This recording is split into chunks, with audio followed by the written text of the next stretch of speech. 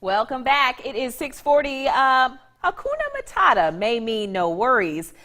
Friday means top 4 and 4 countdown. We've got to get through 4 headlines in 4 minutes. I can hear the clock already a-ticking. Let's begin. Here's headline number 4. Beyonce will join the cast of Disney's live-action The Lion King. And just to have some fun, I'm going to tell this whole story by using Beyonce song titles. I'll give you a hint. If there are any words or phrases that sound out of place, then those are probably Beyonce songs. Single ladies, are you ready? Let's begin. You're about to be crazy in love with the new cast of Disney's live-action Lion King. Beyonce might have upgraded the cast as she will now star as the voice of Nala, Simba's childhood friend and later love interest. Donald Glover will be irreplaceable as the role of Simba. James Earl Jones as Mufasa will certainly be put the cast in formation. And then hold up.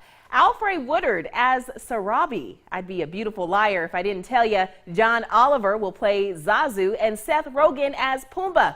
What a flawless production that should be. Oops, sorry, forgot to mention the film opens in July of 2019.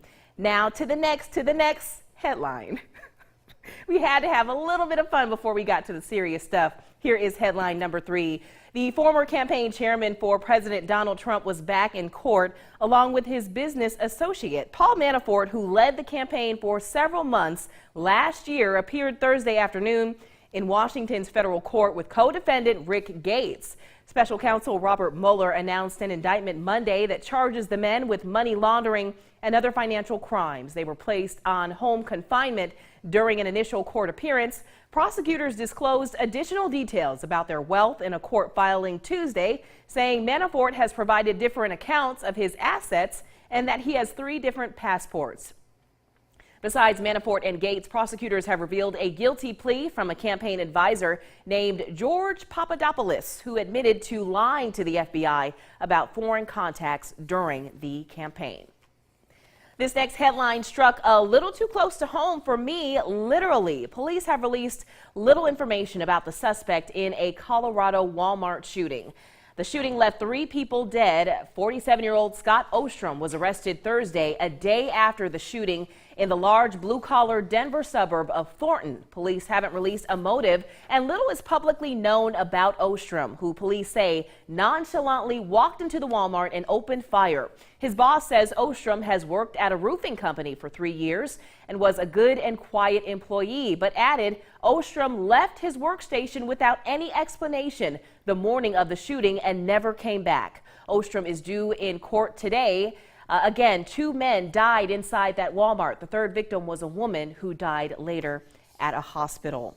Now, Colorado, my home state, is no stranger to mass shootings. In fact, in 2012, you may remember 12 people died in the movie theater shooting in Aurora. Funny thing, my younger brother, who was a high schooler at the time, was supposed to be inside that theater. Crazy, I know, but just like New Yorkers and Mississippians, Coloradans are certainly resilient. And speaking of the Big Apple, here is headline number 1. Authorities say the suspect in a deadly truck rampage was inspired by the Islamic State group's online videos and plotted his attack for 2 months at least.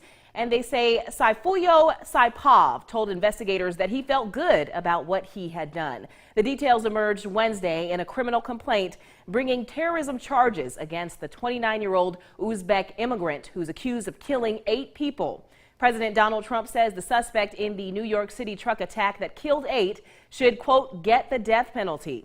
Federal prosecutors say in court papers that 29-year-old Sayfullo Saipov asked to display the Islamic State group's flag in his hospital room. Authorities say the Uzbek immigrant again said he felt good about what he had done. Well, be sure to join me next week for another Top 4 and 4 countdown. I'll be digging through the headlines that everyone is talking about. We will, of course, have more Sunrise after the break.